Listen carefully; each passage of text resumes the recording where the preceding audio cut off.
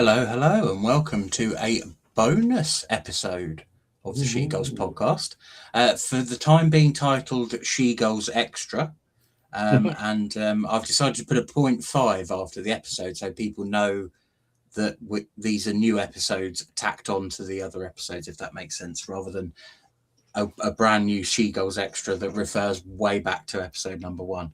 So yeah, 106.5 this is SheGulls Extra. Sounds like a sort of radio station, doesn't it? 106.5 SheGulls. There we go. Yes, so here we are. I've slightly surprised myself there. As always, of course, I am joined by fellow Albion fans. Ben, hello Ben. Hello, Duncan. I always point in the wrong direction. I should point that way, but it's counterintuitive on the screen. And of course, Claire. Hello, Claire. Hello, Duncan. Hello. I'm looking the wrong way as well. Yeah, yeah, we're all right. We can look down, and Claire can look up. But I looked down the wrong way. Like the Brady Bunch, isn't it? Yes. So, brief explanation. In theory, going forward, if there is a SheGulls Extra episode, it's because we ran out of time on the main episode to cover everything. In this case, there was actually an event on the Tuesday night which we wanted to discuss, which was the Brighton Hove Albion Women's Fans Forum. So in this case, we're going to discuss that. But as I say, generally speaking, it will be anything that we don't get a chance to cover in the main show, or anything we want to cover more in depth. That might take up a bit too much time. So there we go. So keep your eye out for these little extra episodes. Sometimes they might be live if in this instance something's happened. Sometimes we might tack them on to the original recording and just broadcast them later in the week. So do keep an eye out. Yes. So as I say, we all headed off to the Amex last night. Transportation provided by Claire Enterprises, as always, very kind of you. We were met by a lot of familiar faces. I think we'd seen a lot of each other between our live show and the SheGulls Over Sussex quiz and bits and bobs. So, and a few new faces and a few we hadn't seen for a little while. So that was quite nice. Reasonably well attended, I thought, given it's a weeknight, and there's also lots of other sort of football things going on. I know the foundation have got a night, I think tonight. And I think there's a Lionesses quiz at the Crossbar or something in the week, and so there's lots of football stuff going on. So I thought from that point of view, it was well attended. So before we sort of start going down the individual, the notes that we took and going through those a little bit further, I'll start with you, Claire. What did you make of the night overall? I mean, it's the usual thing, isn't it? Of, I suppose, the opportunity for a lot of us to have a grumble if there's something to grumble at. The opportunity for some more of us to talk about some football things. And, I think on the whole, really, I said to you guys earlier, I think that the fans forum for the women's game, I don't know what it's like for the men's, because we've never been, but it feels like it is the opportunity for a grumble, because I think we're all quite happy with the football. I think actually talking about the football is, we don't need to, because we're like, yeah, it's all great. Everything's hunky-dory. We're enjoying it. We love the way the team's playing. We like seeing the new players, all of that lot. We love Dario. So it is about all the little things that people don't listen to us about. And unfortunately, I think sometimes with the club in certain departments, it just becomes a brick wall for getting things done. And so I think that's a shame, because I feel like the football is great. We are enjoying it. We're loving watching the football, but we're not enjoying the experience. And I think that's an issue. And if you're trying to build an atmosphere and you're trying to encourage more fans to come, you've got to make the whole experience. It's not just about on the pitch. It's about everything. And, as much as it may seem, a small thing to some people, but Wendy with the speaker above her head not working. If you're trying to build an atmosphere and get people to sing along to Sussex by the Sea and you can't hear it, and that's your atmosphere section can't hear it, they can't hear when the biggest song of the game is being played, how do you expect it to kick off? Do you know what I mean? And if you can't see the screen in the East Stand, so you're relying on those speakers to tell you who's playing, you can't hear it. Like, these are little things that they seem small, to maybe the people that run the club, but they're big to the fans that sit in the stand and pay their money to come and go. So I think these nights are an opportunity to maybe just remind the people in charge that there are things they could still be doing, even though we appreciate all the things they're getting right. Yeah, I think there's, like you said, there's certainly two sort of aspects of it. I mean, we'd all love for the only sort of issue that we have is our concern about how well we're going to do. Are we going to finish top or third or whatever? You know, that would be lovely if that was our only concern. But for a lot of people, this is their only opportunity to bring up concerns outside of the actual team. I think as well, you know, if you did have issues with the actual team, it would probably feel like a bit of an attack on, you know, Dario and Maisie, who are sitting there, to kind of start saying, oh, well, you should do this or you should. So in some ways, like, they're in charge of the football. So who are we to kind of come along and say you're not doing something right? However, as consumers, which ultimately we are, we're fans, but we consume a product and we consume the, you know, the food and beverages and all that sort of thing. You know, people want to have their say. And I think if you do want a kind of you know, I wouldn't say a loving's a bit of a strong word, but if you do want a really pleasant, like, let's just talk about football and have a lovely time, then you almost need to create another space where people can get their points across to do with other things that they would like rectified, if that makes sense. You know, they've got things like the survey and stuff like that, but clearly nobody's taking any notice. Nobody's reading those. Nobody's actioning anything from it. And I appreciate that some of this stuff is probably down to, you know, Crawley and Broadfield. It's their ground, but ultimately we pay to use that ground, so they should be providing us with what we need, as well as, you know, sorting it out for themselves. So yeah, I get it. I get that sometimes these things can be a bit more ranty than they are clappy, but it's great. I like listening to Dario. I think Dario's always very, very honest. He doesn't dodge a question. That's what I like. Like everybody else is a little bit,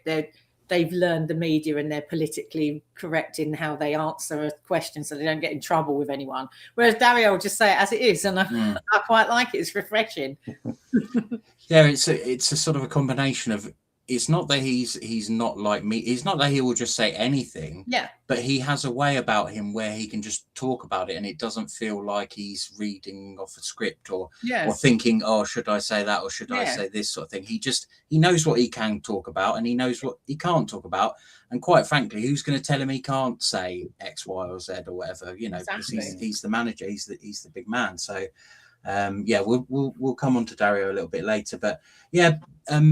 Ben, what did you make of the event? Did you think, you know, I to be honest with you, I found it a good mix of everything. I think there were some questions about the football. There were some issues. There were some, what I would maybe refer to as more like queries, like, are we going to get this, or is this coming back, or could we have this, or, you know, which again, I think in that sort of setting is quite, you know, it's appropriate for that environment. So, you know, did you find the overall sort of feeling quite positive, even though there were, you know, a few issues here and there? Yeah, I think so. I mean, obviously, you know, there's always the niggles, and then again, as you say, what feels like a small problem to the club is a big problem to the person in that seat or whatever. But at the same time, I think it was, you know, most of the stuff most of the interactions we have with the club are pretty positive because we're football fans and we're enjoying the football. So, you know, and obviously we just come off that great game against PSG at the week. I almost keep saying PSV to play them next off season. I think we just come off that great game against Paris Saint-Germain and stuff, and so everybody's kind of sort of high spirits football wise. So I think it was pretty positive on the whole. And, you know, I got to obviously admonish Maisie for making us worry those few months and things. Got a couple of questions in and stuff, and got some really, you know, again, I think Maisie's very similar because you know, she's had some media training as well, but she tells you what she thinks and she tells you how she feels and stuff, and you know, I think it's interesting that, you know, obviously it was voted for by the players, but I think we remarked quite a bit last season that her and Dario do seem to be sort of on quite sort of similar wavelengths with a lot of stuff, with the way they talk and the way they approach issues and stuff. So it's just really nice. It's really nice to have that sort of, I was going to say one-on-one, but that sort of sum on three contact with particularly Maisie and Dario, but obviously with Zoe too, as the big boss lady. So I know I had a great night, really good. And as you say, it's nice to catch up with people, but obviously we saw most of them on Sunday anyway. But let's catch up with them again after 2 days. Well, get back in the habit of seeing them regularly, sort of thing. So rather than having to catch up, what's been going on all summer, it's like, oh, what's happened since last Wednesday or last Sunday, or which is what it is before the when the games actually get rolling, which I think we're all obviously very excited for. I think maybe what I'll do is I'll go down some of the kind of points that were made, and then maybe if I come to one of you or the other to get your view, and then I'll either move on, or if you guys have got something to add, then jump in then. But I'll start with you, Ben, first. So one of the things obviously people were probably quite keen to learn about was the stadium. So essentially the questions for those were mainly fielded towards Zoe. She essentially said no real news, can't give us any dates or anything solid. However, the next stage is essentially spades in the ground. So Ben, what did you think about that? Well, I suppose it's sort of, I was going to say no news is good news, but no news is no news. I think we've got to the point where this is what we want to build. I don't know exactly what the hold up is now, why we haven't seen Uncle Tony out there in a high vis and a hard hat breaking the ground, but Zoe said it's not going to be her with the hard hat. She did confirm. I think we'll have to get a petition up. But I think apart from the fact that she deserves the moment, apart from anything else, as the chief executive of Women and Girls, breaking the ground to start off the building of the first ever purpose-built women's football stadium in Europe. She deserves the photo. But yeah, I mean, it's I will not say dragging, because it's only been a couple of months since they announced it, but it would be nice to see a spade in the ground. But I don't know if it's maybe because they've just been working on things like the the North Stand shelf. They've been doing stuff in the south as well, and just been gradually tinkering with things in the Amex and stuff, increasing the capacity a bit, that kind of thing. So maybe they're going to, because you don't want to building work all over the place. Yeah. So perhaps they want to finish that before they start that bit and things. I don't know, but I think I always thought they wouldn't tell us anything until they could tell us everything. Yeah. And now they've been able to tell us everything. It's not like they're going to go, oh, actually we can't do it. So we just got to be a bit patient, really. Yeah, the next thing is going to be there'll presumably be some sort of ceremony that I should think it will sort of be a sort of private thing, but I'm sure it'll go up on the website and it'll be on the BBC, surely, and Sky Sports. Yeah, maybe. All of that. You've got to have yeah. You want the media make there a and big stuff. deal of it. Yeah, you never know. They might invite 50 of their biggest women's fans to come along and give them a big cheer when the spade goes in. We'll have to see. I mean, it does need, when it does start happening, it really does need a big thing, a big ceremony, a big razzmatazz thing, because it is a really big deal. Yeah, absolutely. No pending news on that, but hopefully something soon. Hopefully we'll see a girder or two going up, or whatever it may be. Claire, I was going to come to you on away travel. So again, this kind of was directed at Zoe, asking about whether we would still have coaches for the away games. She kind of elaborated and spoke about the fact that the away travel is very much appreciated. The players love it. The staff love it. They love seeing us there. she kind of stopped short of giving us any actual sort of promises, which I suppose is fair enough. My sense was that they will probably continue to provide coach travel for the WSL and perhaps the latter rounds of the cup competitions, but maybe the Subway Cup might be a request too far. Did you get the same impression that was probably the avenue that they were going to go down? Yeah, I think like you say, we're not filling the coaches for WSL games yet, so I don't see you getting more than sort of 20 of the hardcore fans that would travel on a Wednesday night to Telford or whatever it is. You might get a few more to a more local game. I can't remember the other one, Southampton. I think maybe Southampton would be worth a coach, but I think those games will probably be done on a game by game basis as to do we think we might get anyone on it. And that's fair, I think. Do you know what I mean? It's all money, isn't it? But it would just be nice to, if you can sway someone like Pinterest to chuck their money at you, then why can't we get somebody else to chuck a bit more cash at the coaches so that we can do them a bit cheaper and get them filled up? Because I think that's the problem. I think they're just that tad too expensive for people that have got a couple of kids or, 2 or 3 of them in the family or whatever that all want to come. And the 12 o'clock kickoffs were rubbish as well. So I think it will get better because we've got a lot of 2 o'clock kickoffs. So I think we might get a few more people on board for that. But yeah, I would imagine they will want to keep the away travel going because it's like I say, the players love it, and that's why we're there. Not there for the club, we're there for the players. So yeah, I think that's what it sounded like. Yeah, and I do sort of wonder if they are either going to switch to a different sponsor or if it is going to be Kissimmee, they might just want to do something with them to kind of announce that it's continuing or whatever, rather than say it in a fans forum. Yeah, it kind of sounded more like Zoe just wasn't prepared to say holding off an announcement sort of thing.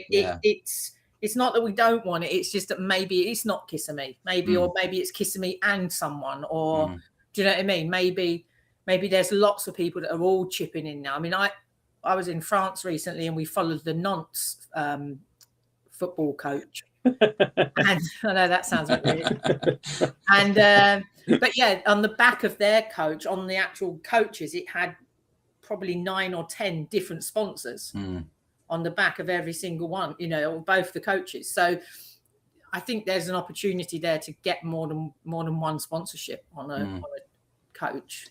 Yeah, and if someone wants exclusive sponsorship, they're going to have to pay more for it. They pay more, yeah. These were little ones on the back, just the name of the companies and the brands and things, and obviously, like I presume they're just sprayed on or stuck on with magnets or whatever. But yeah, I think it kind of felt like, she wasn't that she was saying we're not doing it. It was more a case of not sure. I'm not going to announce it's Kissimmee. Yes, because it might not be Kissimmee. So maybe that's what the sort of.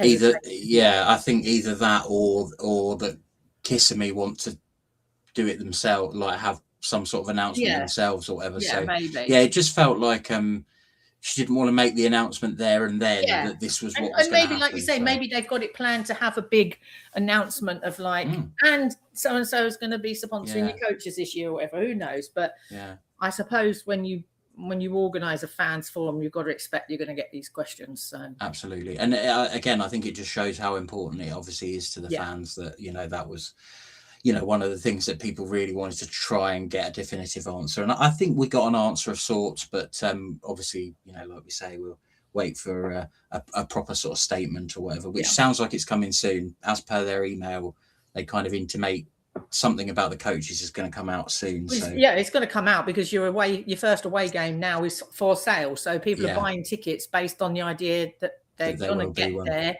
via a coach. So, and I think the button did appear on the website. It's on there, it's just there's nothing when you press it. So there we go. We'll keep our detective eyes out. I'll cover this one. So obviously a couple of the hot button topics that we always get asked and we always pass it on because we care about it too, is programs and the seating arrangement with the season ticket row, general sale row, season ticket row, so on and so forth, which was obviously asked about as well. There's no real movement on that. It's still our position as an official supporters club to oppose those two policies, because we don't believe as a supporters club that they are beneficial to supporters. We think that they're done for other reasons, and that's fair. You know, if the club want to do that and that's what they want to stick with, that's fine. But you know, I'm sure we can respect each other's opinions. I think on the program situation, I know it's normally down to wastage and money. You know, I think we've spoken before that you could have a pre-order thing. You know, there's lots of companies that make it out of 90% recycled pulp and stuff like that now. So I think there's lots of ways that they could do programs, but it just doesn't seem like there's the appetite from the club to do them. So that's a shame. Like I say, we would love to have them. So there we go. On the seating situation, I still think there's a lot of people, and I would count myself included, that don't really understand why the seating works like that. And I would add that to pretty much every other club who I've ever spoken to and told them that that's what happened, they actually have to ask me to explain it again because they don't understand why that happens. So again, you know, we can't necessarily force the club. Well, we cannot force the club to do anything. But again, that is a policy that, as SheGulls, as a supporters club representing the fans, you know, we do oppose. So, yeah. I don't know if it was my imagination, but Zoe almost seemed surprised about that when it was brought up as well, that we get away fans in amongst us and things. I think, well, she seemed bothered anyway, whether it was completely news to her or whether. You'd like to think they would be bothered. Yeah. I mean, Zoe is very keen on the atmosphere building, and you can't build atmosphere if you've got away fans in the home areas. So yes, it's hard enough with other Brighton fans there who are not familiar to you, because you know, in the men's game, who could imagine anyone having a policy where it's you separate all the season ticket holders by a row of people that, you know. It's worse when it's away fans, don't get me wrong. If it's Arsenal fans, that's obviously far, far worse. But equally, even just by a row of people who you've got no clue who they are, you've never seen them before, you don't know whether they're diehard supporters or they've just popped in because they fancy watching Frank Kirby for a game. Like, it's hard to build that community when you don't know the people in front of you and you don't know the people behind you. So, you know, don't get me started on that, but we've done that one. Suffice it to say, as I say, our position is those two things. We kind of oppose the club's policy on that, but you know, we won't be staging any dirty protests or anything. Don't worry about that. Now we'll go more onto the football side of things. So I'll come back to you, Ben, because you kind of you phrased a question about the lack of a kind of focal point for our attacking line. See, I didn't mention the S word. And you know, Dario gave you quite a good answer. So for people who haven't seen it, in terms of player additions, I think we're pretty set elsewhere. But the attacking line, you know, what did you make of what Dario was saying? Well, I suppose we should preface this with the fact that we found out sort of a couple of hours before it that Carlo Camacho has gone out on loan to Lazio. Like, as we mentioned, it was rumoured in the previous in the full pod, the proper pod, and in fact, yes, she has gone to Lazio. And a quick throw in, a quick loan report. Almost before the ink was dry on her loan contract, she'd scored 2 goals in a friendly for them against Res Roma, who were Serie B. But yeah, so basically my question was, Carlo's gone out on loan. There have been a number of high-profile forwards sort of moving around and things. Are any of them coming to us? And I think, I don't know. I think again, you always get good, honest answers from Dario, but I think really with that sort of stuff, he sort of is like, well, we'll take if we can find one, we'll take one, kind of thing. So I don't think I got the impression that Ateneo del Castillo was sort of just waiting behind that curtain to be unveiled or anything like that. So I don't know really. And I actually did. We had a bit of a chat afterwards, and I sort of said, I didn't mean to denigrate the wonderful forwards that we've picked up over the transfer window and stuff. Obviously, really looking forward to Livio Garcia and things like that. So, I think he's always keen to add if they can find someone to add for him to add, sort of thing. So, I think it's not like I think we all got the impression, didn't we, last year, when they were like, you're not going to be disappointed, you're not going to be wanted for goals, and then we didn't get anybody because either they were lying, no, they weren't lying, or they whoever they were after either didn't move or went somewhere else. So I didn't get that impression, but maybe they learned the lesson. I was going to say, I think that might be a once bitten, twice shy. They didn't promise, but they kind of over hinted kind of thing. And so it felt like a promise, but then they didn't, obviously. Was that before we got Michel Adjumant? I can't remember. No, it was before. Yeah, but that wasn't what I don't think that was what they meant anyway. No, I think it was after we'd agreed the loan, because it was when it wasn't till the 3rd of September they'd come back from Spain then, so we'd already signed Michel, I think. And I think someone will let us know. I think they're still looking. I mean, there's still nearly 3 weeks left of the transfer window. There's probably deals to be done. I mean, the fact that they seem to have paid at least 100,000 for Gabby George does hint that there is a certain, there's a bit more of a willingness than there used to be to put their hands in their pockets. Because obviously, the olden days, they might think about spending that on a striker, but the fact they spent that on a defender is sort of, so maybe some of the Caicedo money is finally coming our way. Maybe we'd just take Danny Welbeck's money. Yeah. That would be fine, like 7 million or whatever it was. We'll just take that. Yeah, I thought I'm reasonably positive now that we'll be bringing in a striker. Who or what or of what quality, I'm not sure. But I think we said before, if Carla went, that although we've again got a lot of attackers, we've actually just lost probably one of the two strikers that we have. Because I think Olivia Garcia is only really the other real striker that we've got. The others are all forwards, but they're not dyed in the wool, 10 goals a season, 15 goals a season. And Dario said, everyone wants a 15 goal a season sort of striker, and we're looking.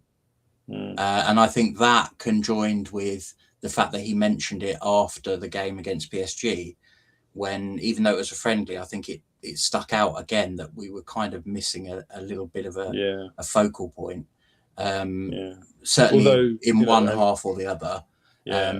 We should mention that obviously Olivia Garcia had been in the country for a week. Oh yeah, absolutely. But that just I don't want to really relitigate the striker thing, but it just goes to prove that she ain't gonna come in and score 10 goals off the bat. Like, it's going to take time. You still need another striker. You can't with just her as your only striker. That's too much pressure on her then, isn't it? Exactly. So, and I think we also need a change of pace in the nicest possible way, because if the other attacker that you brought in that you want to score goals is Emily Murphy, well, they're both very slight, very short players. And I think we need something different. So I don't know who that would be. Obviously, we could speculate, but we'd be here forever. But yeah, I'm inclined to believe that they are actively trying to sign a striker. I think the only issue I have with that is why we're like a year later and we're still like identifying targets ad hoc. Because everybody else is identifying targets, aren't they? I think what it says is everybody we've tried to get has either said no and gone elsewhere.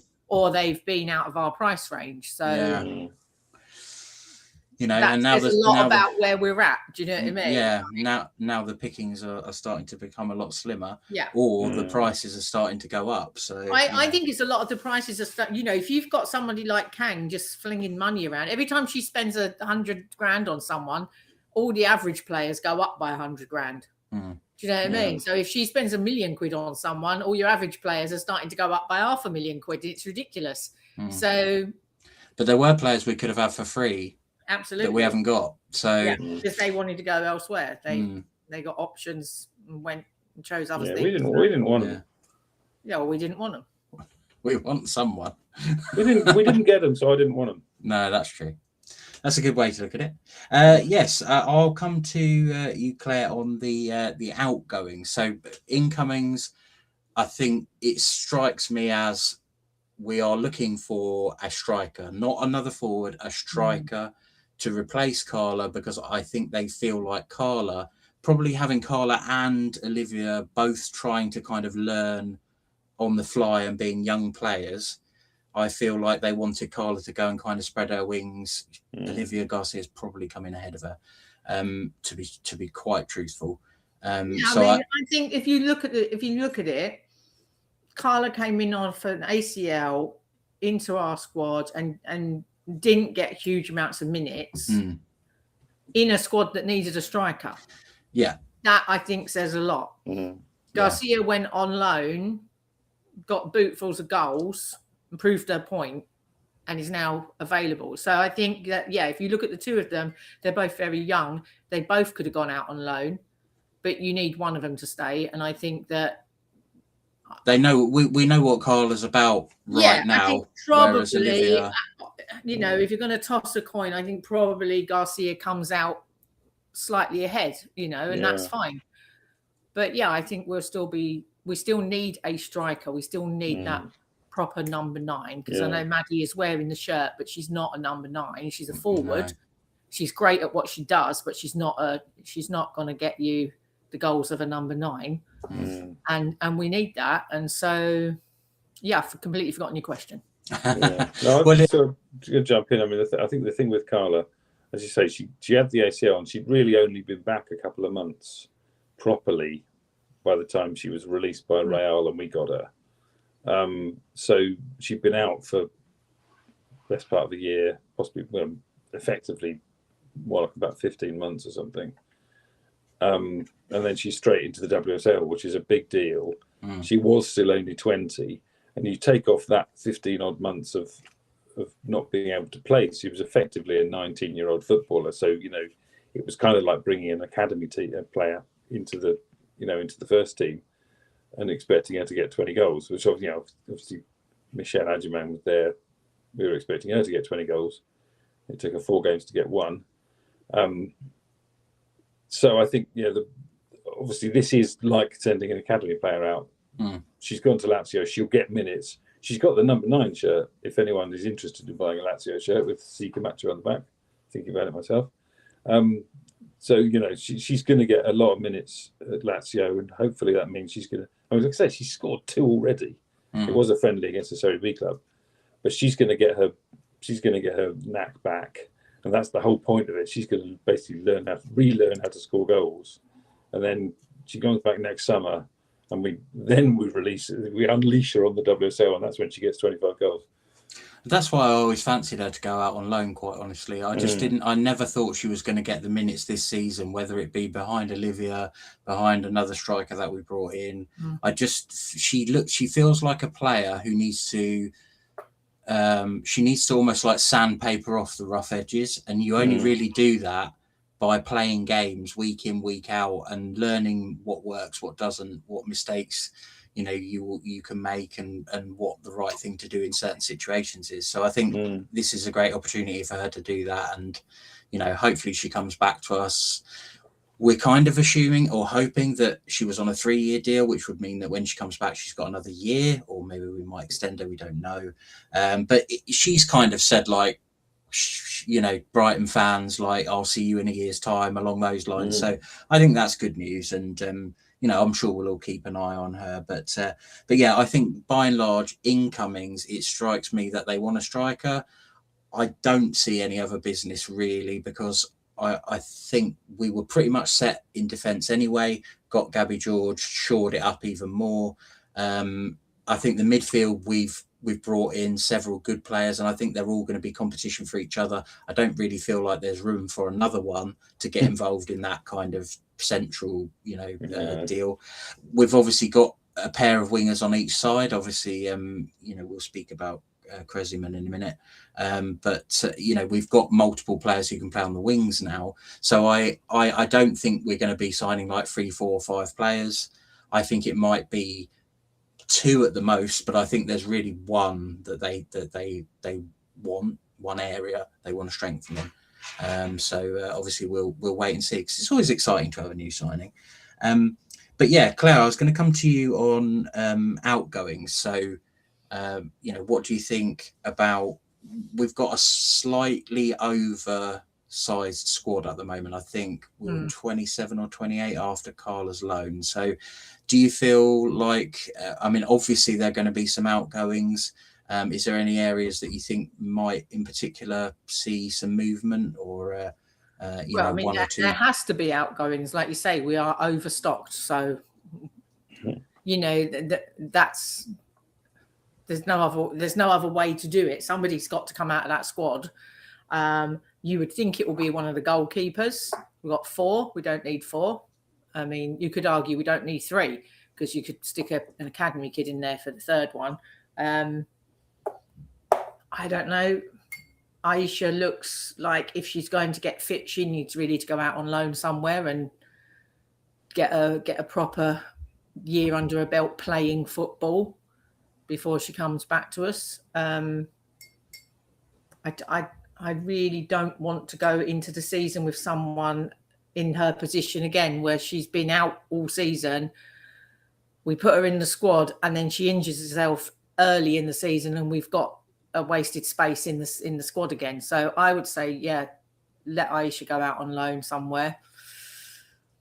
I don't know. Then what does that take us? That takes us to 25, doesn't it? If you get rid of those 2, but then if you're bringing in someone, you're going to still need to get another one's got to go out. So who does that? I mean, I don't know. You kind of look around the squad, you think, right, it's probably not going to be one of the new ones. But then if someone like Kreziman is injured, or if something has happened there, Pomme or whatever, then maybe that's another one you could say, well, we'll leave them out until Christmas and put somebody else in. Yeah. But I don't know. Yeah, it's a bit... I wouldn't want the job of having to decide which ones go and which ones come in. Do you know what I mean? No, we were saying that, as a fan, I'm excited about it. Obviously, everybody has their favourite players, and you don't want to see certain people go, maybe, but that's football. Sometimes the favourite player has to be the one that leaves or goes on loan, or sits it out or whatever. So, yeah, I think like you say, we're fully stocked in defence. Maybe a little bit down the right side is a bit bare, but then if Pomme's fit, can she do a little bit down the right? Probably can. I think Jess Pegram could probably give it a go. I think if you told her that's what you're doing, I think you should grab it and say, thanks very much, I'll do that. So, and wouldn't count on the she doesn't 25 count in the squad. Yeah, so you can have her sitting there, and she looked really classy at the weekend. So you've got to be thinking like she's going to play a part at some point. Midfield, like you say, has been completely bolstered, like the defence was last year. You think, like, you look at that midfield now and you think, oh, that's looking a bit tasty. That's looking a bit more depth to it. That's looking experience. You've got Fran, Valti, and Yelena in that midfield now.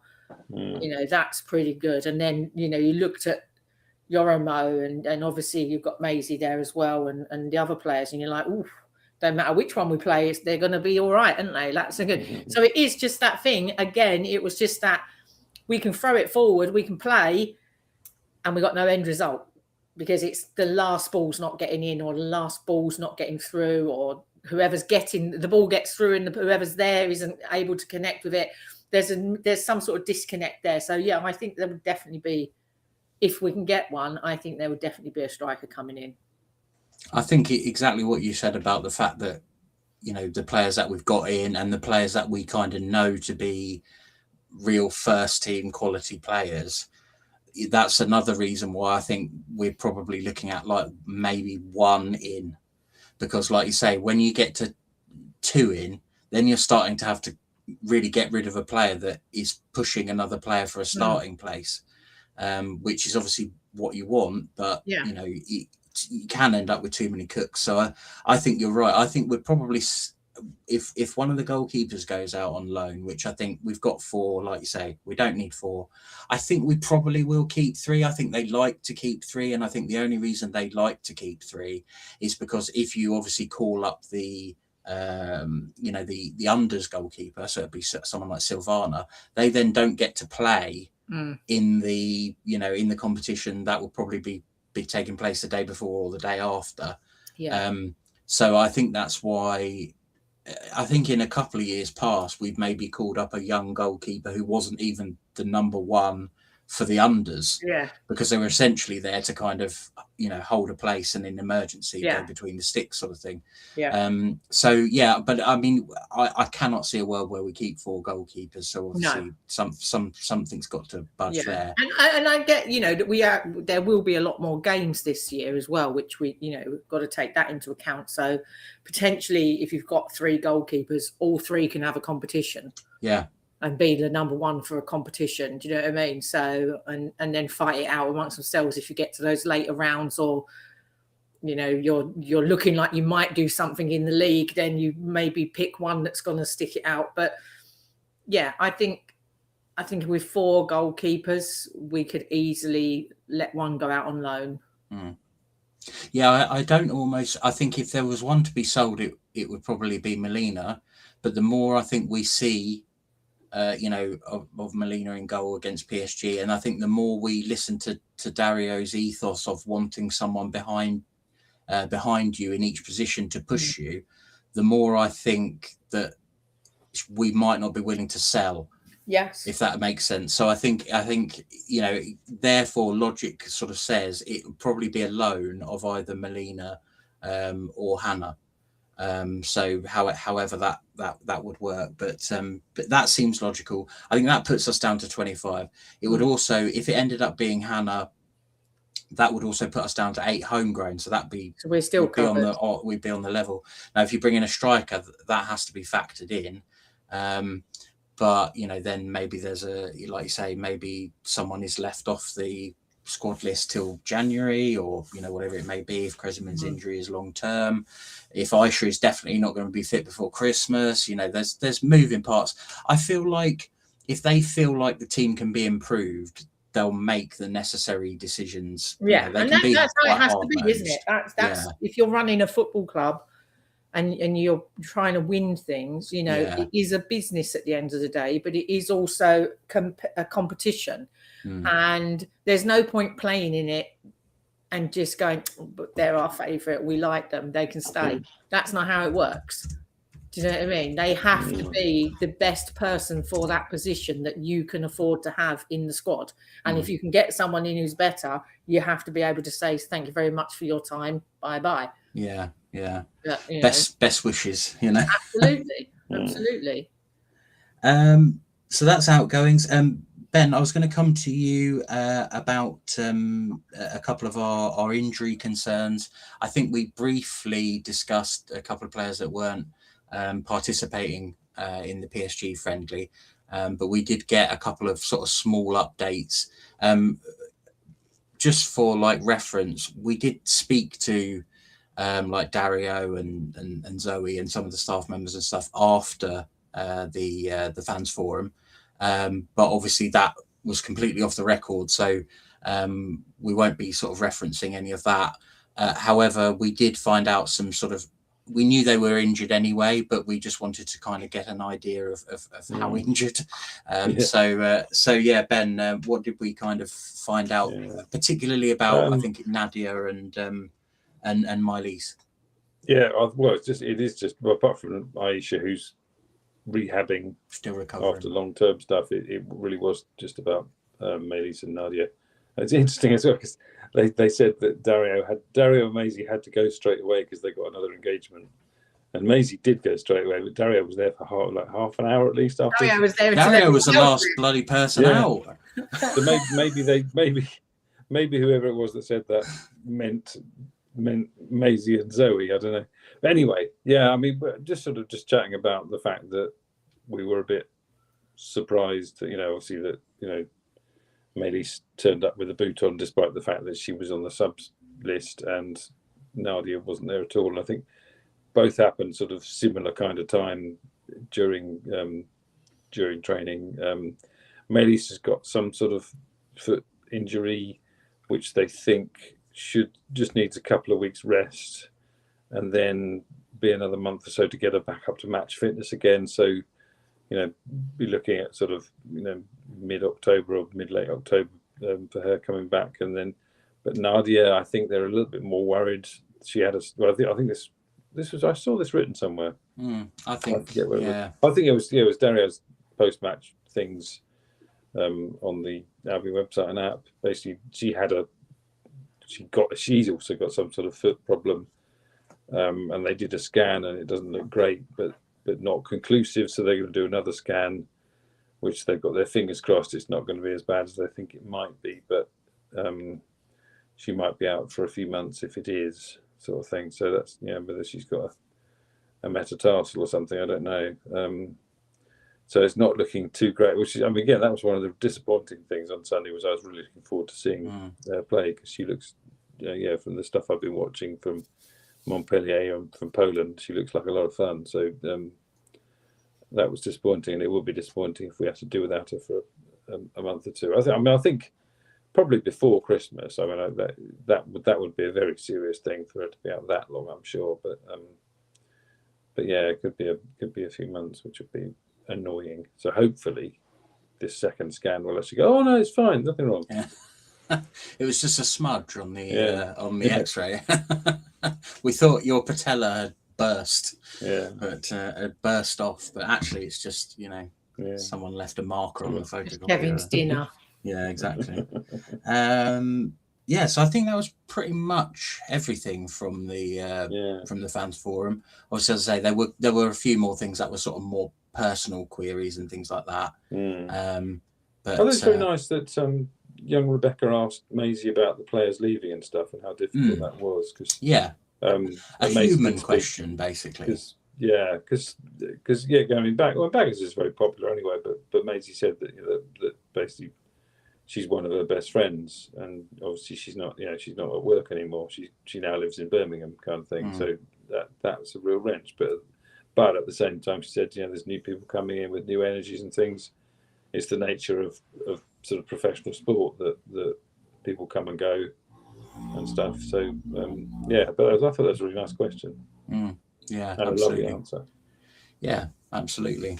And then that's something that we like to bring up, and I think our fans are very in touch with, is the human behind the behind the desk, or behind the tracksuit or whatever. It's kind of different with women's football as well, because they're a lot more sort of cheek by jowl. They sort of tend to.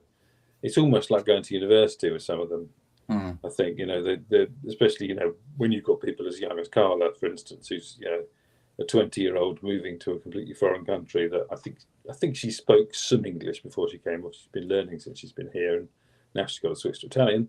But it is sort of young women just being thrown together, house sharing and that kind of stuff, and growing up. And so to a certain extent. It is different to men's football, where they'll turn up with their families and entourages and drive in their great big Jeep Cherokees or whatever it is they're driving these days, and from their great big horrible pillared sort of houses in the middle of Cheshire, and then go home again to their families in their great big houses in Cheshire. Whereas these guys are they're much more sociable and stuff after outside the game. Absolutely. There we go. Tim in the comments just reminded me, said some really nice stuff about Chris Roberts, didn't they? Yes, they did. Yeah, funnily enough, I actually leaned over to Ben, because my question was going to be, have we decided about a new assistant manager or what? And I literally leaned over to Ben to say, we haven't got a new assistant manager, have we? And literally as I did, they were saying, and what about Chris Roberts going? And I was like, oh, all right, that was. I'll have to think of another one now. But really, really nice words, and I think, like Dario said, everyone was kind of expecting it. I think particularly as time went on, and we kind of grew to understand that Chris's family were basically all still up north. Mm. I think it felt like a matter of time till he wanted to be somewhat closer to them. I don't know if he's actually been appointed anywhere yet. I know I feel like Aston Villa was mentioned, but I don't think that's there were happened yet. rumours. If it is, yeah. But even if it is, they're still a lot closer than Brighton. Yeah. So, wherever he ends up, I'm sure it'll be a fantastic success. And I think all the fans and obviously, of course, the staff as well are all sort of wishing him well. And he was a lovely guy. Even if Darrow did dob him in as being the most likely to fall asleep on the coach. So there we go. So we've talked a bit about Carla. So she's that's covered because that was something that was rumoured from our episode the other day. So yeah, she's obviously gone to Lazio. Best of luck, Carla. We'll obviously be keeping you updated via the loan reports how she's getting on. A couple of other things that we didn't mention on Monday was cheer in the WAFCON, which probably we don't need to go into like the ins and outs of every game, but obviously Nigeria had quite a disappointing campaign. I would say they got knocked out in the quarterfinals by Cameroon. And they were second in the group. They thought they probably would have won. Basically, that gave them the harder game in the quarters. Exactly, but even then, I mean, as the current champions, against a team who are relatively light on sort of well-known players, let's say that. Although a few of them might be more well-known now. Yeah. It was still an unexpected result, I think, against Cameroon to lose 1-0. So that's put them in a very awkward position with qualifying for the World Cup, where they now have to beat another team that went out in the quarterfinals, which happens to be South Africa. They then have to beat the winner of the other game between the losing quarterfinalists. And then they go into an inter-confederation playoff against another team, which we're not 100% sure, but we think might be the Oceania Asia group. But one way or another, they essentially have to play someone from another federation. So it won't be they won't be able to qualify directly from Africa anymore. They'll have to go into another, versus another confederation to get through. So at least three games they're going to have to win on the spin to get into the World Cup. So, but Ben, you did watch a couple of games. What did you sort of make of Chia out there? Yeah, I think, Chia's Chia. I think she did some Chia things. Sometimes Chia things don't come off, but they're entertaining. I think, the Cameroon goal was an absolute bullet, top bins free kick from 25 yards. But I do think that she might be a bit disappointed that she didn't get closer to it or didn't manage to keep it out, because it was one of those things where she set a wall and then was standing behind it, which I'm not really quite sure what was going on there, kind of thing. And then it went to the opposite corner where she wasn't standing. So, but yeah, and I think otherwise, she had a proper Chia tournament. Really, I think the Nigeria team itself has been a bit misfiery. Obviously, and other countries are getting better. African women's football is improving all the time. So, I think I forget who they were beaten by, but it was quite a shock result. And then they pulled themselves together for the rest of the group games. But then, Cameroon were very. Their goalkeeper had an absolute blinder. Yeah, I remember you saying. It could have been like 4 or 5-1 instead of 0-1, but it wasn't. And so it's obviously a big game for Cameroon to get to the semi-final, and obviously Cameroon will be at the World Cup. Yeah, so as far as I know, obviously she's still out there and will be playing in this playoff. I don't know whether the secondary. Do we know if the secondary playoff is? I don't know. I would have thought so, because they, while they're all they're playing South Africa tomorrow. It seems like on Thursday. So it would seem like a bit of a not very sort of sensible planning if they then had to have a big long break and then play the other team. So I assume they're probably going to have at least 2 more games before Chia's back. But obviously that will all take place before the final. So I think we will get her back a little bit sooner than we we would have normally. So Dario did say he's sort of happy and sad, like you know, happy to get her back ASAP, but obviously sad for the fact that, you know, they didn't get as far as they wanted. So so yeah, there we go. The other thing as well, I think I don't want to speak out of turn, Claire, but I think it's probably more of a Ben one as well. The secret Watford friendly. Oh yeah, let Ben have it. He's obsessed. He's absolutely obsessed. I give them topics. Give us the lowdown on the secret Watford. Yeah, friendly. well, I mean, there's not much to say. I don't think they just had a friendly against Watford. I think it was the Thursday before the PSG game, and by all accounts, they should have won it about 10-0. I think this is Charlie's detective work, which basically consists of asking Dario, and it's a bold method. Yeah, but yeah, I mean, we rather than beating them 10-0, we beat them 3-0. Obviously, it was at Lancing. Charlie scored. Charlie Rule, that is, not Charlie the fan. And Emily Murphy scored, which is nice. Get her into the habit. And Bex Rayner scored as well, so that was nice. Yeah, I mean, otherwise, yeah, there's just literally, you know, I think Maisie had a picture of herself playing a game, obviously playing a match on her Instagram story. It's like, oh, was there a friendly we didn't know about? They're not telling us about. And then a couple of days later, Manu posted some pictures of herself, obviously playing a game, and there's some people there wearing Watford kit. And then since then, Caitlin Hayes has also Instagrammed a couple of pictures of herself and Emily Murphy and Shawsa Noonan, and I can't remember what the name of the other one was, and actually it's one of those names that I probably wouldn't be able to pronounce, so I'm not going to insult her. But there's basically 2 Irish players at Watford, and so they obviously posing for a picture. So yeah, we know we've got photographic evidence that Watford were in the building, and now we've had it from Dario's mouth, or via Charlie anyway, that they beat them 3-0. So yeah, I mean, they do this. I mean, they didn't tell us about the Brown game for about 2 or 3 days. We do also know that they're playing Crystal Palace on Saturday. Mm-hmm. Yeah. Which again, that's an interesting one because Palace at WSL now. So that's... And we played, because we played them last year, didn't we? In a friendly behind closed doors. Yeah, that's true. They weren't I assume that's going to be at Lancing again, and then they're off to the Netherlands for a training camp, which again, this is joking with my friend who lives in the Netherlands.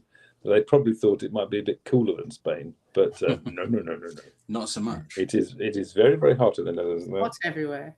But they're going to be at I presume the camp is going to be at the KNVB campus, the KNVB being like the Netherlands FA. League, yeah. It's the Groningen Netherlands Football, I can't remember what the B stands for. Anyway, so that's in Zeist, which is sort of just sort of east of Utrecht. And while they're there, they'll be playing friendly against Genk, GENK, which is a Belgian team. I think that's on Friday, on the 18th. Sorry, and then obviously then they fly to Barcelona for the Johan Gamper Trophy, which we might win, but Barcelona have never lost. But they did also mention as well, I think, was it Zoe said it, that we did have a friendly with Arsenal lined up, and that had to be cancelled because obviously we're playing their first game of the season, so that wasn't going to happen.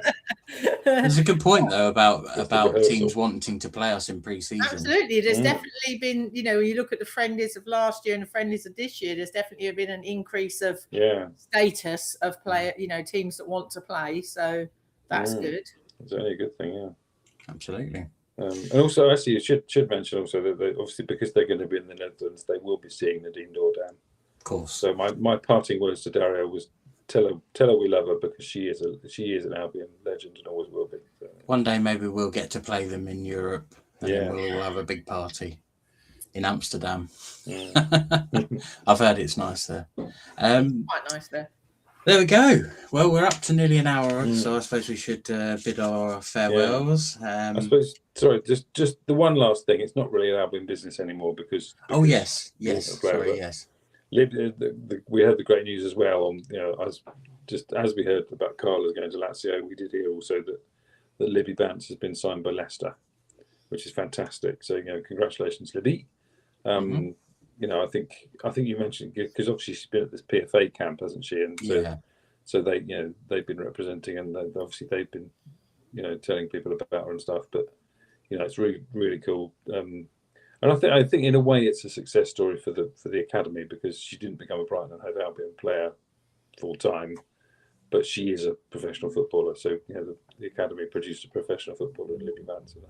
Absolutely. I very much hope we will see her in WSL 1. Yeah, let's call it either Leicester might season. come up, or she might blow the doors off at Leicester, and then someone comes in for her. So, and then now with 14 teams in the league, there's a bit more, you know, a bit more choice. Yeah, but I mean, as we've said over and over again, finally, you know, she now is somebody's player and belongs to another club. So that club they can invest in her. Invest in her and look after her and you know, turn her into the player that she's meant to be. So it's fantastic. Absolutely. Here. Yes, so that's going to round off SheGulls Extra. Remember, you can find us at SheGulls on X or Twitter, whatever you still call it. And of course, Instagram. You can find us at SheGulls.com, where there's all our other links. We're also on Facebook. And whilst you're on Facebook, do give Brighton Women fans a follow for more general Albion chat. So I think that all that remains for me to say on episode 106.5, I still think that sounds like I should say FM afterwards, is to say an enormous thank you to you, Ben. Well, thank you. And a gigantic thank you to you, Claire. Thanking you. And I shall say this has been the SheGulls Podcast Extra. Good night, River. Good night. Good night.